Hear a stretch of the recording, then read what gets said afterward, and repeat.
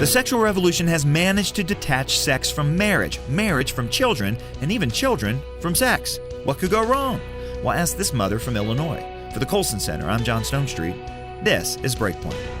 This story has everything. Reproductive technology? Check. Same-sex union? Check. Autism? Check. Lawsuits? Check. The assumption that a child product of reproductive technology that someone paid for is defective? Check.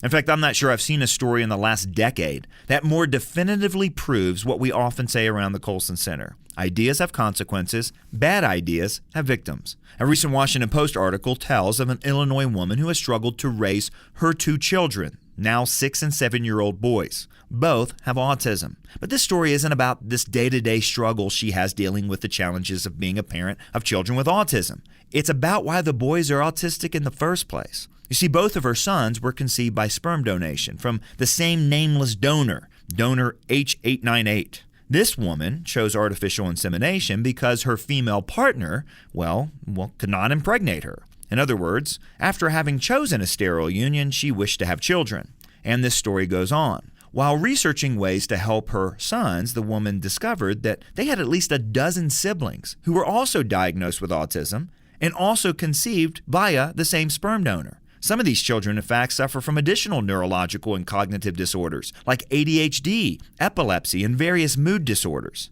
A genetic counselor explained what should be obvious, that such results with so many children were unlikely to be coincidences and very likely to be the responsibility of that single sperm donor.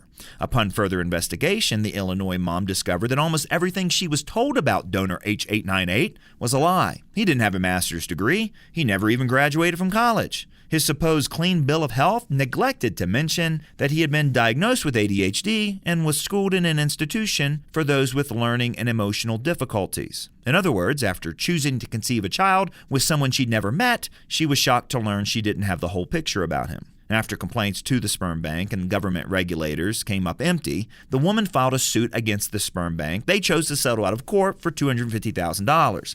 In the meantime, the woman lost her job, her home, and her partner. Oh, and sperm banks continue to sell donor H898 sperm.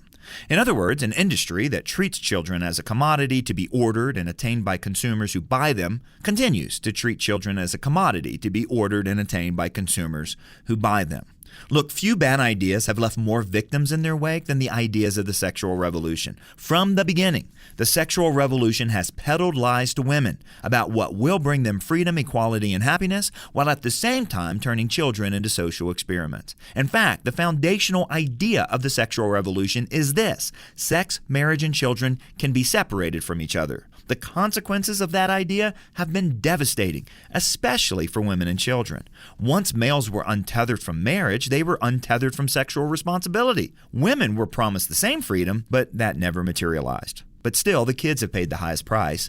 The foundational lie of the sexual revolution is this: the kids will be fine. It's a lie that's taken various forms, like, kids need happy parents, not married ones, and kids don't need a mom and a dad, they just need loving parents, as if men and women were fully interchangeable.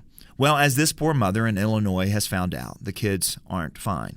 They're part of a grand social experiment conducted since the 1960s. Take our most important and basic responsibility to care for the next generation, and then repudiate the very ideas and the institutions that make such care possible, and then see what happens. For Breakpoint, I'm John Stonestreet.